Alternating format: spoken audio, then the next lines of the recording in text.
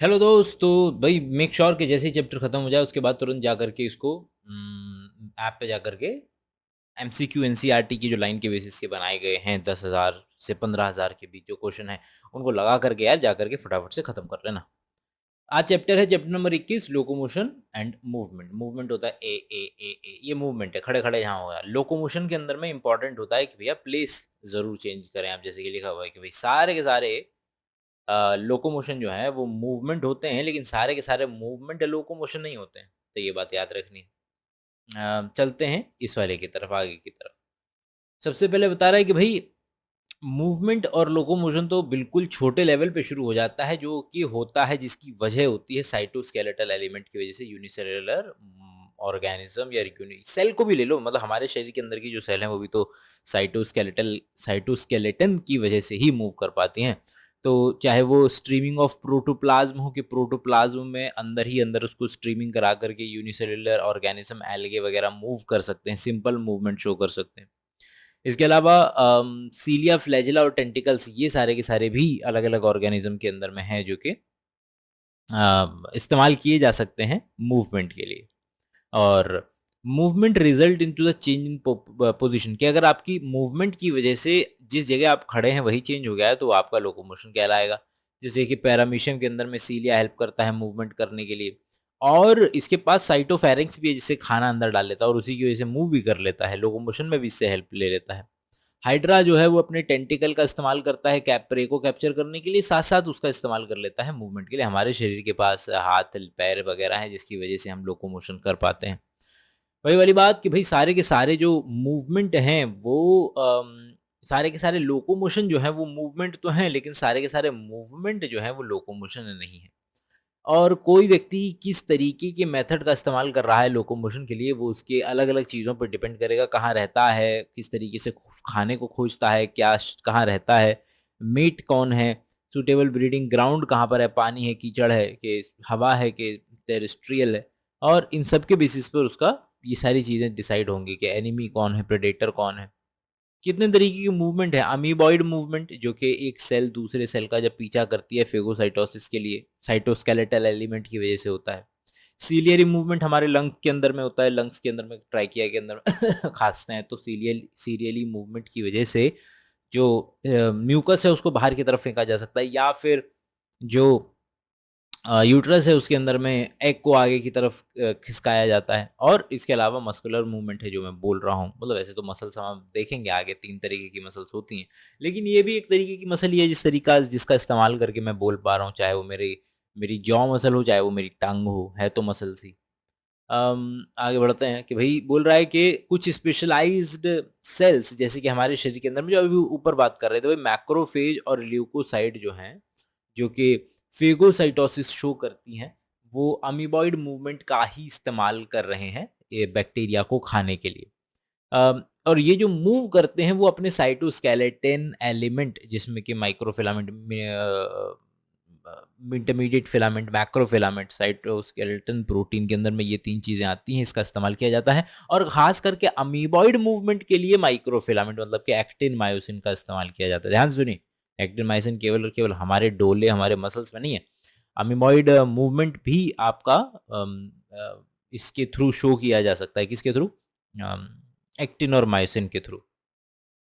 Ciliary movement वो भी आपका एक्टिन की वजह से होता है, बट ठीक है। सीलियरी मूवमेंट जिसके अंदर में ट्यूबुलर ऑर्गन्स, हमारे सीलिएटेड एपिथेलियम है, डस्ट पार्टिकल रिमूव करने के लिए, ट्रेकिया के अंदर में अभी डिस्कस कर रहे थे, रिप्रोडक्टिव ट्रैक्ट के अंदर में ओवा को एक जगह से दूसरी जगह लेकर के जाने के लिए। अब इसके बाद आता है हमारा क्या, movement of upper limb, jaw, tongue etcetera, जिसके लिए मसल के मूवमेंट की इस्तेमाल पड़ेगी। उसके अंदर में खास प्रॉपर्टी होनी चाहिए, कॉन्ट्रैक्शन की प्रॉपर्टी होनी चाहिए। लोकोमोशन के लिए एक परफेक्ट कोऑर्डिनेटेड मस्कुलर स्केलेटल और न्यूरल सिस्टम जब साथ में सामंजस्य बैठेगा तो व्यक्ति एक जगह से दूसरी जगह मूव कर पाएगा। और आप जानते हैं, एक सवाल है आप लोगों के लिए कि भाई बाकी जानवरों के बच्चे तो पैदा गिरते ही, मतलब जैसे पैदा होते हैं चलने लगते हैं, इंसान का बच्चा जो है वो पैदा होते ही नहीं चलने लगता, ऐसा क्यों? ठीक है। तो ओके, अगला है जो शुरुआत करनी है हमें यहाँ से करनी है।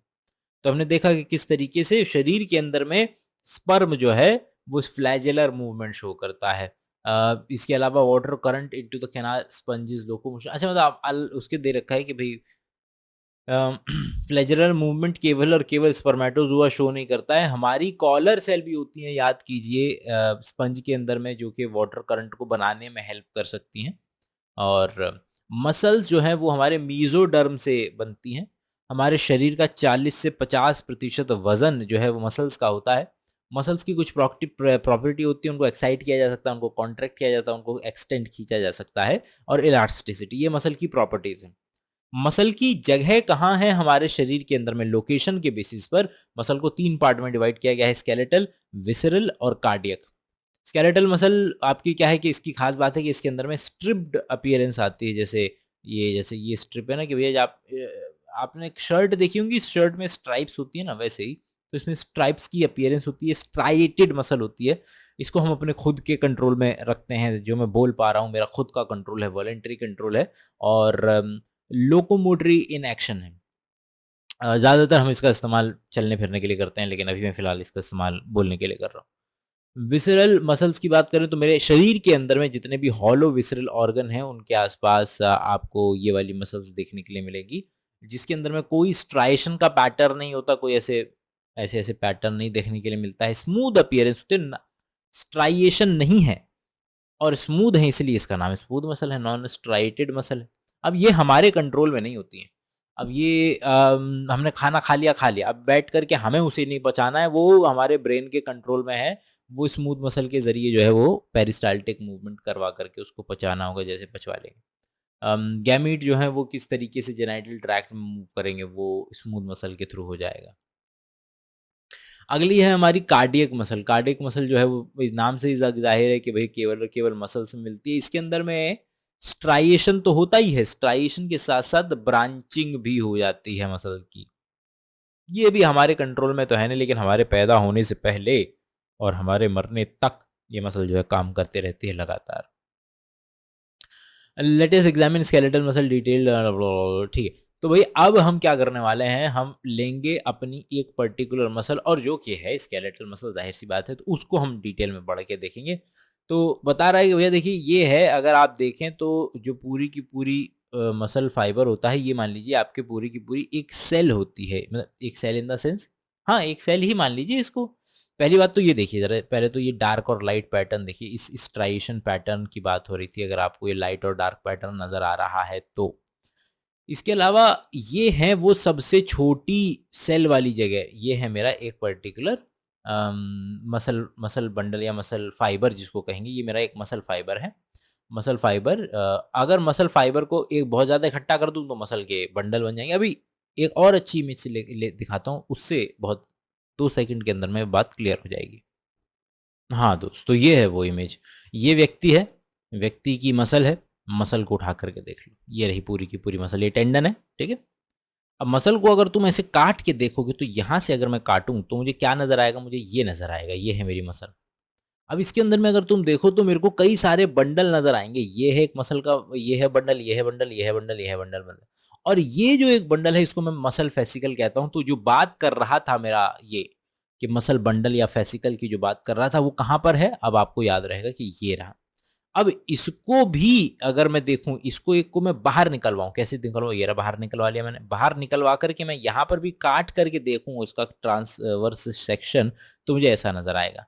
इसके चारों तरफ ये पेरीमाइसियम नजर आ रही है मुझे, ये चारों तरफ ये पेरीमाइसियम कोलेजन का टिश्यू होता है, यहाँ पर इस तरीके से भरा हुआ होता है, ये जो भरा हुआ है, तो यहाँ पर ये भी लिखा हुआ होगा, देखें जरा, कि कोलेजनस होता है, कनेक्टिव टिश्यू होता है, फेसिया जो होती है कोलेजन की लेयर होती है जो इन सबको पकड़ के रखेगी। तो वही है, ये जो गोले गोले हैं, 1 गोला 2 गोला 3 गोला 4 गोला, इनको पकड़ के इसने रखा है, इसने पकड़ के रखा है कोलेजन ने। और यही कोलेजन कहाँ नजर आएगा, यहाँ नजर आएगा, ये रहा मेरा कोलेजन।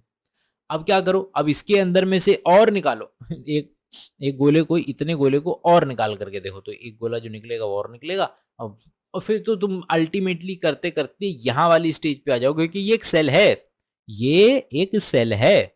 और सेल में कैसे पता चलेगा, न्यूक्लियस देख लो, क्योंकि सेल फ्यूज, क्योंकि जितने भी सेल हैं फ्यूज हो गए हैं, फ्यूज होने की वजह से मल्टी सेल्यूलर हो गई है, तो ये एक सेल है। अब सेल की क्या होती है, सेल मेम्ब्रेन होती है, तो सेल मेम्ब्रेन का क्या नाम होता है, प्लाज्मा लेमा। प्लाज्मा, और मसल की हर बात है कि आगे क्या आएगा, सार्क आएगा, तो प्लाज्मा लेमा बन गया सार्कोलेमा। और होता है साइटोप्लाज्म। साइटोप्लाज्म क्या बन जाएगा? सार्कोप्लाज्म। ये देखो अंदर की तरफ ये तेरे को माइटोकॉन्ड्रिया भी नजर आ रहे होंगे, तो वो माइटोकॉन्ड्रिया सार्कोकॉन्ड्रिया नहीं होंगे, वो माइटोकॉन्ड्रिया ही रहेंगे। बट माइटोकॉन्ड्रिया के अलावा अगर मैं इसमें इसी ही देखिए इतनी इमेज को मैं अगर और डिटेल में देखूं तो ऐसी दिखती है। तो ये बाहर की तरफ क्या है? ये बाहर की तरफ है मेरा सार्कोलेमा। ओके, ये क्या है? ये है मेरे माइटोकॉन्ड्रिया। Mitochondria okay. तो और जो मेरी बीच के बीच में भी मसल बिल्कुल ऐसे गोल गोल करके फंसी पड़ी है, और ये है सबसे छोटा गोला। सबसे छोटा गोला जो होता है उसको कहते हैं मायोफाइब्रिल, सबसे छोटा गोला, जिसके ऊपर थिन फिलामेंट और थिक फिलामेंट चल रहा होगा। मैं भी थोड़ा डिटेल में पढ़ाने लगा, रिवीजन कराना था। ये जो येलो कलर का नजर आ रहा है इसको कहते हैं टी टिब्यूल, और ये जो स्काई कलर का या ब्लू कलर का नजर आ रहा है ये है मेरा सार्कोप्लाज्मिक रेटिकुलम, है जी। तो ओके फाइन, आगे बढ़ते हैं। तो ये सारा का सारा स्ट्रक्चर अभी क्लियर हो गया। ये सार्कोलेमा कहाँ है पता है हमें। सिंसीशियम क्या होता है? सिंसीशियम होता है ये कि जब सेल कई सारी आपस में फ्यूज कर जाती हैं और मल्टीपल न्यूक्लियस आ जाते हैं तो उसको कहते हैं सिंसीशियम। ये भी क्लियर हो गया। सार्कोप्लाज्म कहाँ है भैया? ये सेल है ये पूरी की पूरी, और उसके अंदर में सार्कोप्लाज्म, मतलब यहाँ पर ये सार्कोप्लाज्म घूम रहा होगा यहाँ पर। कैल्शियम यहाँ पर स्टोर्ड है। कैल्शियम कहाँ पर स्टोर्ड है? इस सार्कोप्लाज्मिक रेटिकुलम के अंदर में कैल्शियम जो है वो स्टोर्ड रहते हैं। मसल फाइबर सार्को, हाँ ये सार्कोप्लाज्मिक रेटिकुलम क्या है? ये कैल्शियम जो है वो यहाँ पर स्टोर रहते हैं। हाँ जी, अगली लाइन कह रही है कि कुछ पैरेलली अरेंज्ड फिलामेंट हैं सबसे छोटे, जिनको मायोफाइब्रिल बोल दे रहे हैं। ये सारे के सारे ये पैरेलली अरेंज्ड हैं एक दूसरे के, और ये जो सबसे छोटी वाली स्थिति है इसको मायोफाइब्रिल बोल देते हैं। ये रहा मायोफाइब्रिल। मायोफाइब्रिल ये बात कर रहे हैं। इसी मायोफाइब्रिल के अंदर में कह रहे हैं कि भैया ऑल्टरनेट लाइट और डार्क बैंड मिलेगा देखने के लिए। ये डार्क वाला हिस्सा है, ये लाइट वाला हिस्सा है। ये देखिए अगर दूर से देखें तो यहाँ देखिए ये डार्क वाला हिस्सा है, ये लाइट वाला हिस्सा है, ये लाइट वाला हिस्सा है, फिर डार्क वाला हिस्सा आ जाएगा। तो ये जो लाइट और डार्क वाला हिस्सा है ये असल में दो इंपॉर्टेंट प्रोटीन की वजह से बनता है, ऑल्टरनेटली अरेंज्ड है। पहला है एक्टिन मायोस और दूसरा है मायोसिन। एक है एक्टिन जो है वो लाइट कलर का है, आई बैंड के नाम से जाना जाता है, मतलब आइसोट्रोपिक है। और दूसरा जो है मतलब आइसोट्रोपिक मतलब जो अपना साइज बदल सकता है। वेयर एज जो दूसरा है वो है आपका ए बैंड, जिसको जो कि मायोसिन है। Myosin is equal to A band is equal to anisotropic, जो अपना साइज नहीं बदलेगा। अभी साइज नहीं बदलेगा वाली क्या बात है वो आगे चल करके देखेंगे। थोड़ा सा आगे बढ़ते हैं। तो सार्कोमेयर का जो हिस्सा होता है जो डार्क और लाइट पैटर्न अपने आप को बार बार रिपीट करता रहता है, उसकी एक यूनिट है, उस यूनिट का नाम है सार्कोमेयर।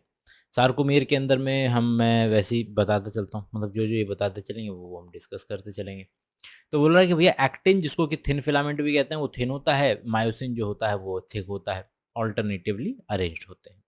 तो ये जो है ये वाला जो है ये एक्टिन है, ये एक्टिन फिर मायोसिन फिर एक्टिन फिर ये मायोसिन, ये ऑल्टरनेट चलता रहता है। तो ओके, तो देखा जाए तो एक जी लाइन होती है आई बैंड जहां पर होता है, तो आइसोट्रोपिक ये मेरा आई बैंड है, ये वाला मेरा आई बैंड है। तो आई बैंड जहां पर अटैच्ड होता है ये मेरा आई बैंड है। तो आई बैंड के बिल्कुल बीचों बीच अगर मेरा इतना आई बैंड है तो आई बैंड को बीचों बीच काटती है ये जी लाइन, इस तरीके से। अगर ये मेरा आई बैंड है, आइसोट्रोपिक बैंड है, तो इसको बिल्कुल बीच से काटेगी, ये जी लाइन काट रही है। Okay fine. इसके बाद जो जहाँ पर ए है, जहाँ पर एनाइसोट्रोपिक बैंड हेल्ड है उसको हम क्या बोल देते हैं? एम लाइन बोल देते हैं। वो इसके अंदर में आपको दिखाया नहीं गया है। ओके, ए बैंड और आई बैंड एक दूसरे के ऑल्टरनेटिवली अरेंज होती हैं, lark diet lark light lark dark light dark. अच्छा, दो सक्सेसिव जी लाइन के बीच में, मतलब इस ये जी लाइन और ये जी लाइन, इन दोनों के बीच का जो हिस्सा होता है इसको कहते हैं हम क्या? इसको कहते हैं हम सार्कोमियर। ये मेरा सार्कोमियर हो गया। रेस्टिंग स्टेट की अगर बात की जाए, जब कोई कॉन्ट्रैक्शन नहीं चल रहा है, तो एक्टिन और मायोसिन एक दूसरे के ऊपर थोड़ा सा पार्शली ओवरलैप होते हैं। ये बोला जा रहा है कि पार्शली ओवरलैप होते हैं, लेकिन पार्शली ओवरलैप होने की वजह से बीच में एक जगह छूट जाती है जिसको हम कह देते हैं एच जोन। तो बीच में जो है सेंट्रल पार्ट छूट जाता है जिसको हम एच जोन बुलाते हैं। ओके, तो अभी वो हमें दिखाएगा प्रोटीन की थोड़ी सी डिटेल। तो यही ये वाला स्ट्रक्चर हम भी ऊपर देख रहे थे। लाल रंग में एक्टिन है, ध्यान रखिएगा, ब्लू रंग में मायोसिन है। अच्छा, ये ऊपर एम लाइन नहीं दिखाई हुई थी, ये रही एम लाइन, ये रही जी लाइन, ये रहा एच जोन या एच बैंड, और पार्शली ओवरलैप है एक दूसरे के साथ में। तो हम क्या देखेंगे, हम देखेंगे एक्टिन और मायोसिन का डिटेल्ड स्ट्रक्चर, जो एनसीईआरटी वाले दिखाने की कोशिश करेंगे हमें। तो ये है मेरा किसका स्ट्रक्चर, ये है मेरा भाई कॉन्ट्रैक्टाइल प्रोटीन एक्टिन और मायोसिन है, उसके स्ट्रक्चर हमें डिटेल में दिखवाएगा। तो ये थोड़ा सा मैं ऊपर कर देता हूँ, ये मेरा एक्टिन है। अब एक्टिन बोल रहा है कि एक्टिन जो है वो फिलामेंटस एफ भाई 2 फॉर्म में मिलता है। ये देखिए, ये अभी ऐसे हेलिकल फॉर्म में मिल रहा है आपको, तो ये है इसकी एफ एक्टिन वाली फॉर्म। ओके, लेकिन एफ एक्टिन जो बना होता है वो कई सारे प्रोटीन और इंडिपेंडेंट मोनोमर से बना होता है। तो ये आपको जो गोला नजर आ रहा है, जो एक गोला है, ये एक गोले को बोलते हैं जी एक्टिन, क्योंकि गोला मतलब ग्लोबुलर, गोला ग्लोबुलर एक्टिन, ये हो गया मेरा एक एक्टिन। अब 2 फिलामेंट जो कि प्रोटीन के हैं, जो कि रन करते हैं ट्रोपोमाइसिन के ऊपर में, इस तरीके, ये 2 फिलामेंट इस तरीके से रन करते चले जा रहे हैं, करते चले जा रहे हैं रस्सी की तरह। इसको मैं क्या बोल देते हैं, इसको ट्रोपोमायोसिन बोल देते हैं। और ये हो गया ट्रोपोमाइसिन, और बीच बीच में रेगुलर इंटरवल पे एक प्रोटीन प्रेजेंट है, ये है ट्रोपोनिन। अभी खाली स्ट्रक्चर देखिए, कौन क्या करेगा वो बाद में देखेंगे। क्या होता है कि troponin mask the active binding site for the myosin on actin filament. यहां देखिए जरा,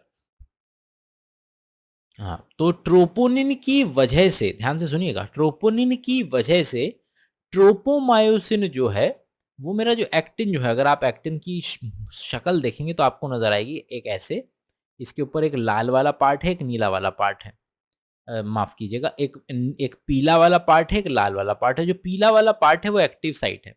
तो आप देखिए कि पीले वाले पार्ट को इस रस्सी नुमा स्ट्रक्चर ने पूरा ढक रखा है, और इसी को कहते हैं कि आपका ट्रोपोनिन की वजह से ट्रोपोमायोसिन, जो कि एक रस्सी नुमा स्ट्रक्चर है, उसने हमारे जो ग्लोबुलर एक्टिन है उसकी एक्टिव साइट को ढका हुआ है। ये बताने की कोशिश कर रही है, लिखा हुआ है उसके अंदर में। अब बात करेंगे किसकी, अब बात करेंगे मायोसिन थिक फिलामेंट वाले की, जिसके अंदर में पॉलीमराइज्ड प्रोटीन है ये भी। तो ये कुछ इस तरीके से नजर आता है, देखिए जो ये वाला हिस्सा, ये एम लाइन है, एम लाइन में इस तरीके से ये लगा होता है। ये है बेसिक स्ट्रक्चर मायोसिन का हेड, मायोसिन का हिंज और मायोसिन की टेल। जरा देखें एनसीईआरटी में कुछ इस तरीके से नजर आएगा कि 2 हेड हैं, हेड के पास 2 बाइंडिंग साइट है। ऊपर की तरफ अगर आप देखेंगे तो एक्टिन बाइंडिंग साइट है, यहाँ पर एटीपी बाइंडिंग साइट है। भाई कॉन्ट्रैक्शन के लिए एनर्जी चाहिए, वो एनर्जी के लिए एटीपी, और वो एटीपी कहाँ बाइंड करेगा, यहाँ बाइंड करेगा। ये हेड हो गया, ये हिंज हो गया, ये इसकी टेल हो गई। तो ये इसका स्ट्रक्चर हो गया, किसका, मायोसिन का स्ट्रक्चर हो गया। नाम देख लेते हैं।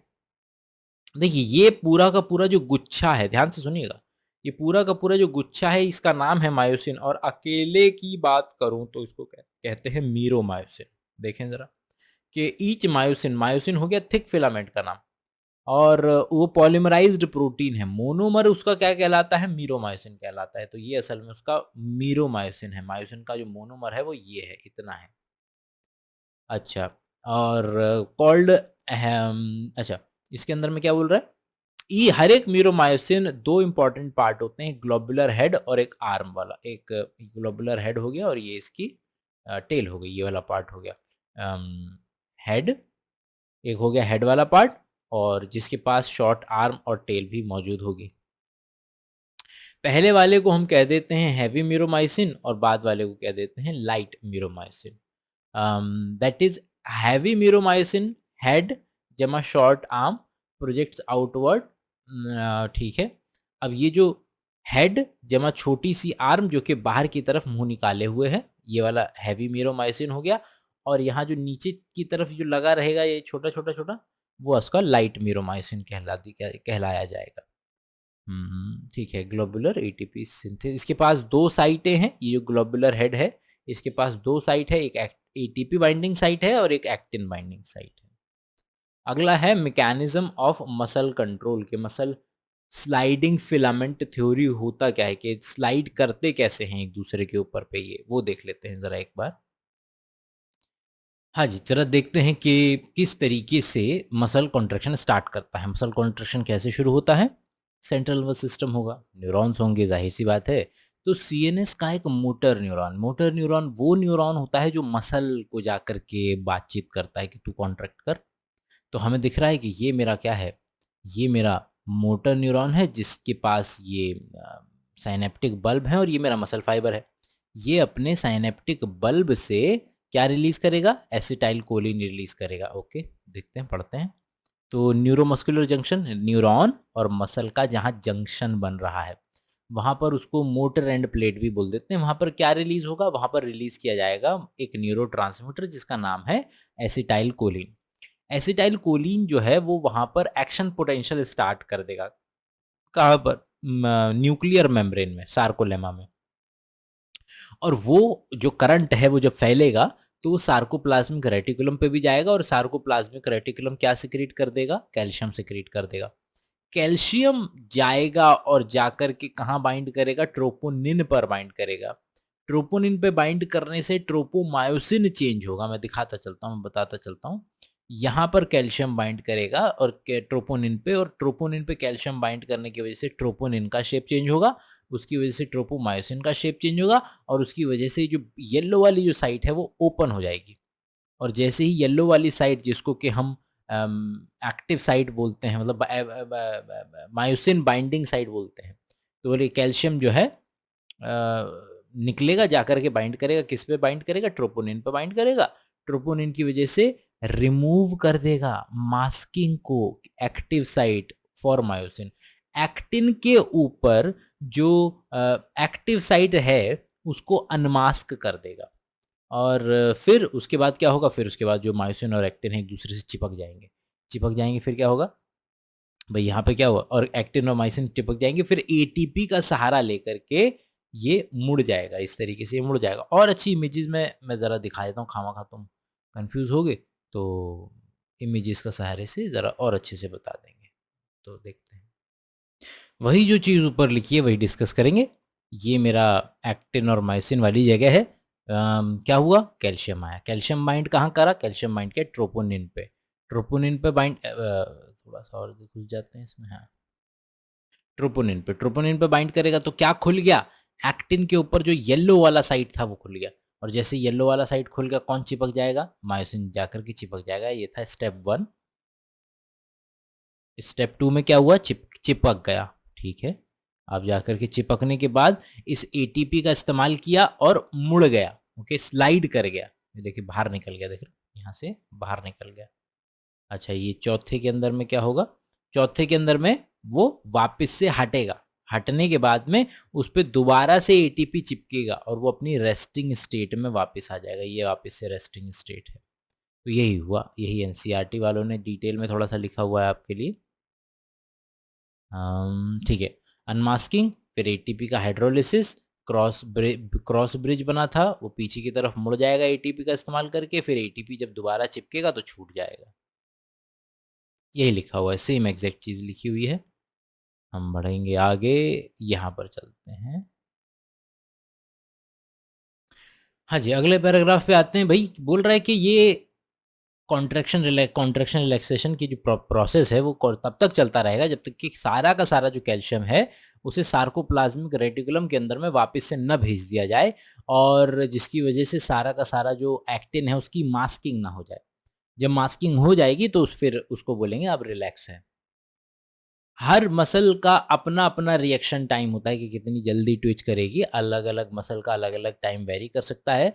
और अगर किसी भी मसल को बार बार उसका एक्टिवेशन रिलैक्सेशन कराएंगे तो वहां पर ग्लाइकोजन का इस्तेमाल करते हुए मसल लैक्टिक एसिड को एक्यूमुलेट कर लेगी। क्यों, क्योंकि वहां पर एनएरोबिक रेस्पिरेशन शुरू हो गया था, ऑक्सीजन की कमी हो गई थी। और इसी चीज को हम फटीग का नाम दे देते हैं। मसल्स के अंदर में लाल कलर का ऑक्सीजन को पकड़ने वाला प्रोटीन होता है जिसको मायोग्लोबिन कहते हैं। जिन मसल्स के अंदर में इसका कंटेंट हाई होता है उनका रेडिश अपीयरेंस आ जाता है, उसको रेड फाइबर बोल देते हैं। और ऐसी मसल्स के अंदर में माइटोकॉन्ड्रिया भी ज्यादा होगा, क्योंकि भाई ऑक्सीजन का इस्तेमाल करना है तो माइटोकॉन्ड्रिया ज्यादा होगा, और एटीपी भी फिर ज्यादा बनेगा। ऐसी मसल्स को एरोबिक मसल कह देते हैं। कुछ मसल्स होती हैं जिसमें ये मायोग्लोबिन जो होता है कंपैरेटिवली कम होता है, जिनकी व्हाइटिश सी अपीयरेंस होती है, तो व्हाइट फाइबर बोल देते हैं। इनके अंदर में माइटोकॉन्ड्रिया भी कम होते हैं, लेकिन सार्कोप्लाज्मिक रेटिकुलम ज़्यादा होता है इनके अंदर में। और इसको कहते हैं आपका एनारोबिक प्रोसेस के अंदर में चला जाएगा ये पूरा का पूरा। अब चलेंगे हम अपने दूसरे हड्डी वाले पार्ट के ऊपर, स्केलेटल सिस्टम के ऊपर। स्केलेटल सिस्टम पूरा का पूरा फ्रेमवर्क है बोन्स का और कार्टिलेज का, जो हमारे शरीर के अंदर में बहुत ज़रूरी है मूवमेंट के लिए। और मूवमेंट और हड्डी और मसल्स के मिलाकर के फिर लोकोमोशन भी हम बढ़िया कर लेते हैं। बोन और कार्टिलेज दोनों के दोनों स्पेशलाइज्ड कनेक्टिव टिश्यू के अंदर में आते हैं। इनके पास में हार्ड मैट्रिक्स होती है, कैल्शियम सॉल्ट की होती है, जो कि कॉन्ड्राइटिन सॉल्ट जो है कार्टिलेज में मिलेगा, जिसकी वजह से थोड़ी सी वो प्लाइबल हो जाती है, मुड़ जाती है। किसी भी शरीर के अंदर में 206 हड्डियां मिलती हैं, और जो शरीर का जो पूरा का पूरा स्केलेटन का सिस्टम है, उसको दो पार्ट में डिवाइड किया जाता है, एक्सियल स्केलेटल सिस्टम और appendicular skeletal system. Axial skeletal system के अंदर में हमारा ये स्कल, फिर ये हमारा वर्टिब्रल कॉलम, फिर ये हमारा स्टर्नम, और ये जो रिब्स वाला हिस्सा है ये जो है मेरा central nervous system. Axial skeleton का जो है ये पार्ट है मेरे, ये मेरा मेरा क्या हो गया पूरा का पूरा स्कल। आगे बढ़ते हैं। मेरे क्रेनियल फेशियल को मिला करके टोटल 22 हड्डियां हैं। क्रेनियल में 8 हड्डी है और फेशियल रीजन में 14, 14 जमा 8 22। नीचे की तरफ जाएंगे तो एक यू शेप की हवा में लटकती हुई एक बोन है, जिसको हायोइड बोन कहा जाता है। कान के अंदर में 3 हड्डियां हैं, जिनका नाम है मैलियस इनकस स्टिपीज, और इनको मिला करके ईयर ऑसिकल का नाम दिया गया है। तो ये सारी चीजें जो है मेरे किस में है, पूरे के पूरे फेशियल और इसके मतलब स्कल के अंदर में ये सारी की सारी हड्डियां मिलेंगी टोटल मिला करके। आगे चलते हैं। वर्टिब्रल कॉलम है, वर्टिब्रल कॉलम को थोड़ा सा इधर कर देते हैं, जरा दोनों चीजें जरा दिख जाए, बेटर रहेगा। 26 यूनिट हैं वर्टिब्रे की पूरी नीचे तक, और इसके थ्रू एक हर बीच में इसके गैप होता है, उसके थ्रू आपका स्पाइनल कॉर्ड जो है वो जाती है। हर एक वर्टिब्रा के में हॉलो पोर्शन होता है न्यूरल कैनाल का, जिसके थ्रू स्पाइनल कॉर्ड जो है पास करती है। पहले वर्टिब्रा का नाम है एटलस, और अगर हम बात करें तो हमने डिवाइड किया हुआ है cervical vertebrae, thoracic vertebrae, lumbar vertebrae और सैक्रल वर्टिब्रे। लंबर, सैक्रल और आखिरी में कॉकेक्स वाला भी होगा, कोकेजियल भी आ जाता है। तो सर्वाइकल जो है सर्विक्स सर्वाइकल वाले में 7 है, फिर थोरेसिक वाले में यहाँ वाले में 12, लंबर में 5, सैक्रल में 1 जो कि फ्यूज्ड है, और कॉकेजियल में भी एक जो है वो फ्यूज्ड, कई सारों का फ्यूज्ड है। सर्वाइकल जो वर्टिब्रे हैं वो 7 हैं, सभी मैमल में इतने ही मिलेंगे। जिराफ के अंदर में भी अगर आप जाएंगे तो बड़ा हो जाएगा साइज, लेकिन नंबर नहीं बदलेगा। वर्टिब्रल कॉलम जो है वो हमारी स्पाइनल कॉर्ड को प्रोटेक्ट करने का काम देगा, हेड को सपोर्ट देने का काम करेगा, पॉइंट ऑफ अटैचमेंट है। पीछे की तरफ इससे रिब्स आकर के जुड़ती हैं पीछे की तरफ, और मसल्स आकर के जुड़ती हैं। सामने की तरफ हमारे पास स्टर्नम है, जो कि एक फ्लैट बोन है, और जो कि थोरेक्स के बिल्कुल मिड में आती है। यहाँ पर जो हमारी क्या है, स्टर्नम। 12 पेयर रिब्स की हमारे पास हैं, ये 12 पेयर हैं, जिसमें से जो कि हम रिब्स को हम फ्लैट बोन बोल देते हैं, क्योंकि फ्लैट होती है। पीछे की तरफ से डॉर्सली देखा जाए, पीछे की तरफ से देखा जाए तो वर्टिब्रल कॉलम से अटैच होती हैं, और आगे की तरफ से देखा जाए तो स्टर्नम से अटैच होती हैं। दो जगह आर्टिकुलेट करती हैं, तो ये आगे की तरफ और पीछे की तरफ से, तो इस तरफ से तो इसको बाइसेफेलिक कह देते हैं। पहली 7 जो हैं वो ट्रू रिब्स की कैटेगरी में जाती हैं, क्योंकि अकेली चलती हैं पीछे से और अकेली आती हैं, जुड़ती हैं आगे की तरफ। फिर इसके बाद नीचे की जो 8, 9 और 10 हैं, ये तीनों की तीनों आपस में फ्यूज रहती हैं, आपस में फ्यूज होकर के एक साथ मिलती हैं, किससे, इससे क्या नाम है आपके, स्टर्नम से। तो 8, 9, 10 जो है वो रिब्स से डायरेक्टली जुड़ती नहीं है, आपस में फ्यूज होकर के जुड़ती हैं, और हेलाइन कार्टिलेज से जुड़ती हैं, तो इनको फॉल्स रिब कहा जाता है। और आखिरी की जो 2 पेयर है वो आपका फ्लोटिंग वाले के अंदर में चला जाएगा, कि 11वां और 12वां जो है वो करेक्ट ही नहीं होती है, वो फ्लोटिंग रिब्स के अंदर में आ जाएगी। Thoracic vertebrae ribs sternum together forms the rib cage. तो ये मेरा पूरा का पूरा रिब केज बनाता है। अब बात करेंगे किसकी, अपेंडिकुलर स्केलेटन की, कि मेरे जो ये मेरा हो गया था एक्सियल स्केलेटन, मेरा स्कल, मेरा वर्टिब्रल कॉलम और मेरी रिब्स। अब बचा क्या, अब मेरे हाथ बचे और ये मेरे पाँव बचे। तो ये जो है हाथ और पाँव जो है वो अपेंडिकुलर में आ जाएंगे। लिम्स में हर एक में 30 बोन होंगी। देखते हैं, तो शुरुआत करेंगे किससे, फोर लिम्स से। फोर लिम्स में ह्यूमरस, रेडियस, अल्ना, ये सारी चीजें शुरू हो जाएंगी। मतलब ये जो लिखा हुआ है ना, बस हमें दो चीजें देखनी है, नंबर देखना है और वो देखना है। देख लेते हैं फटाफट से। तो सबसे पहले ये हमारी ह्यूमरस, फिर रेडियस अल्ना, फिर यहाँ पे कार्पल्स, ये मेटाकार्पल और ये फेलेंचेस। आगे चलते जाते हैं। रिस्ट बोन में 8 बोन है, जिसमें कि मेटाकार्पल जो है, ये वाली मेटाकार्पल जो है वो मेरी कितनी है, कार्पल हो गई 8, मेटाकार्पल हो गई 5 और फेलेंजिस हो गई 14। फिर पैर की अगर बात करें तो पैर में ये फीमर सबसे लंबी, फिर टिबिया, फिबुला और बिल्कुल हाथ की तरह टार्सल, मेटाटार्सल और फेलेंजिस यहाँ पर भी मौजूद हैं और उनके नंबर भी दे रखे हैं। दो इंपॉर्टेंट हैं हमारे पास, एक जो कंधे के लिए गर्डल होता है जिसको हम पेक्टोरल गर्डल बोल देते हैं, और एक पाँव की हड्डियों के लिए गर्डल होता है जिसको हम पेल्विक गर्डल बोल देते हैं, ऊपर और नीचे के लिए। पेक्टोरल गर्डल के अंदर में हमारे पास क्लैविकल, ये जो कॉलर बोन होती है हमारी, वो होती है, और पीछे की तरफ जो तिकोनी वाली जो हड्डी होती है वो स्कैपुला होती है, ट्राइंगुलर फ्लैट बोन होती है पीछे की तरफ में। थोरेक्स 7th रिब तक जाती है, ठीक है, सेकंड रिब से 7th रिब तक।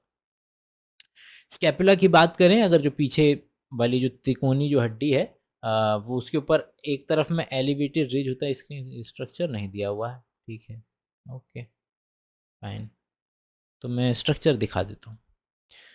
तो ठीक है, तो स्कैपुला के अंदर में एक रीजन जो है वो फ्लैट के बाद एक एक्सपैंड करने वाला रीजन है जिसको एक्रोमियन बोल देते हैं। तो ये देख लेते हैं, पीछे की तरफ देख रहे हैं आप, ये एक्रोमियन है, आगे की तरफ कोरेकॉइड प्रोसेस है, और यही आगे वो बनाता है हमारा एक गोला सा बनाता है जिसके अंदर में घुस करके हमारा बॉल एंड सॉकेट जॉइंट भी बनेगा मस्त करके। ठीक है, आगे चलते हैं। हाँ, बिलो एक्रोमियन जो है वो एक डिप्रेशन है जिसको हम ग्लेनॉइड कैविटी बोलते हैं। ये एक्रोमियन है, उसके नीचे क्या बन रहा है, ये गोला सा बन रहा है, और वही मेरी ग्लेनॉइड कैविटी है जहां पर मेरा बॉल एंड सॉकेट वाला जॉइंट बनेगा। तो कहाँ गया, तो एक्रोमियन के बिलो में एक डिप्रेशन है जिसको ग्लेनॉइड कैविटी बोलते हैं, जहां पर मेरे ह्यूमरस का हेड घुसेगा जाकर के। तो मेरे ह्यूमरस का जो हेड घुसेगा जाकर के वहां बॉल एंड सॉकेट जॉइंट बनेगा, शोल्डर जॉइंट बनेगा। क्लैविकल जो है वो 2 कर्वेचर वाली, ऐसे वाली, ये वाली मेरी दो कर्वेचर होती है, कॉलर बोन बोलते हैं। पेल्विक गर्डल के अंदर में 2 कॉक्सल बोन है।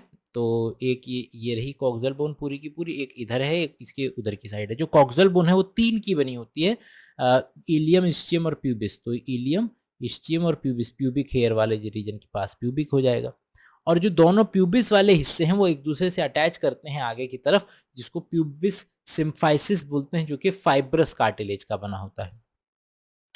अगला जो लास्ट पार्ट है वो है हमारा जॉइंट वाला पार्ट। तो जॉइंट हमारे बॉडी के पूरे मूवमेंट के लिए बहुत ही ज़्यादा ज़रूरी हैं। वो पॉइंट जहाँ पर बोन्स आकर के अटैच, कॉन्टैक्ट पॉइंट जो है उसको जॉइंट बोलते हैं, जहाँ बोन्स का कॉन्टैक्ट पॉइंट होता है। और ये और बोन या कार्टिलेज के बीच में भी हो सकता है।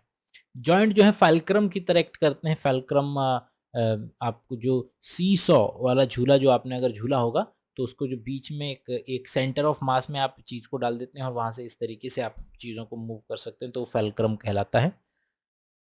इनको जो बेस किया गया है वो कैसे क्लासिफाई किया गया है, स्ट्रक्चरल फॉर्म नेमली फाइब्रस, कार्टिलेजिनस और साइनोवियल, ये 3 मेन पार्ट हैं। फाइब्रस थोड़े बिल्कुल भी मूवमेंट नहीं होगा, कार्टिलेजिनस थोड़ा सा मूवमेंट होगा, साइनोवियल बहुत सारा मूवमेंट होगा। फाइब्रस वाले के अंदर में एग्जांपल है जैसे मेरा स्कल के अंदर में ही क्रेनियम, मेरे जो ये जो स्कल है वो अलग अलग पार्ट से मिल करके बना हुआ है और वो आपस में फ्यूज हैं और खुल नहीं सकते, बिल्कुल मूवमेंट नहीं होता है उनके अंदर में। अगला है कार्टिलेजिनस जॉइंट, जैसे कि मेरी वर्टिब्रल कॉलम के वर्टिब्रे के बीच में कार्टिलेज के जॉइंट होते हैं, जिसकी वजह से मैं थोड़ा बहुत मूवमेंट कर सकता हूँ लेकिन ज़्यादा नहीं। साइनोवियल मूवमेंट जो बहुत ज़्यादा मतलब कंधे का, हाथ का, ये बहुत ज़्यादा मूवमेंट शो कर सकते हैं, ये सारे साइनोवियल जॉइंट हैं। इनकी मेन बात होती है जिसमें साइनोवियल फ्लूइड भरा हुआ होता है, जिसकी जो कि उम्र के साथ कम हो सकता है, और आप फिर जब साइनोवियल फ्लूइड कम हो जाता है तो बोन बोन से घिसती है तो इन्फ्लामेशन हो सकता है, और उसी को हम आर्थराइटिस बोल देते हैं। बहुत ज़्यादा मूवमेंट होता है इसके अंदर में। कुछ एग्जांपल हैं इसके: ball and socket movement, hinge, pivot, gliding, saddle. ये हमारे शरीर में जो भी ज़्यादातर मूवमेंट आप कर सकते हैं वो सारे के सारे यही मूवमेंट हैं। माइस्थीनिया ग्रेविस, ये आपका याद कीजिए न्यूरोमस्कुलर जो जंक्शन था, ये वाला जो जंक्शन था, जो मेरा न्यूरॉन वाला पार्ट था, और एक नीचे ये मेरी मसल वाली प्लेट थी। तो होता क्या है कि यहाँ पर मेरे जो रिसेप्टर होते हैं, मतलब जो एसिटाइल कोलिन को रिसीव करेंगे, उसके ऊपर जाके एंटीबॉडी बैठ जाती है, जिसकी वजह से मेरा एसिटाइल कोलिन सिग्नल ही नहीं दे पाता है, और व्यक्ति को सिग्नल नहीं मिल पाता है तो मसल कॉन्ट्रैक्ट नहीं कर पाती है, और मसल में फटीग, वीकनेस, पैरालिसिस हो जाता है। मस्कुलर डिस्ट्रोफी ये जेनेटिक डिसऑर्डर है जिसके अंदर में उम्र की बढ़ती उम्र के साथ साथ आपकी जो स्केलेटल मसल हैं वो डिजेनरेट होती चली जाती हैं। टिटनी, अगर आपके शरीर के अंदर में कैल्शियम का अमाउंट कम हो तो थोड़ा सा भी ब्रेन से आपने हल्का सा सोचा भी नहीं है और आपका हाथ ऐसे कांपता रहेगा, तो ये इसकी शिकायत होती है बढ़ती उम्र के अंदर में। ये रैपिड स्पैज्म की शिकायत है जो कि इसकी वजह हो सकती है। अगला है आर्थराइटिस। आर्थराइटिस बहुत सारी वजह से हो सकता है, बस इतना जानिए फिलहाल कि जो आर्थरा मतलब जॉइंट, आइटिस का मतलब इन्फ्लामेशन, जॉइंट्स का इन्फ्लामेशन। ऑस्टियोपोरोसिस, ऑस्टियो मतलब हड्डियां, पोरोसिस मतलब छेद बढ़ता जाएगा, मतलब मेरे बोन की डेंसिटी कम होती चली जाएगी, फ्रैक्चर की संभावना बढ़ती चली जाएगी। उम्र के साथ ऐसा होता है, और सबसे इंपॉर्टेंट कॉज है फीमेल के अंदर में एस्ट्रोजन के कम बनने की वजह से ये भी हो सकता है। गाउट, गाउट जो है, मेरे अगर मेरा आर्थराइटिस हुआ है, लेकिन आर्थराइटिस इसलिए हुआ है क्योंकि मेरे जॉइंट के अंदर में यूरिक एसिड इस भरने लगा है, तो वो स्पेसिफिक टाइप के आर्थराइटिस को गाउट बोल देते हैं। भाई प्लीज़ एमसीक्यूज लगा लेना भाई, एनसीईआरटी की लाइन वाले, मेक श्योर करके ध्यान से। ओके।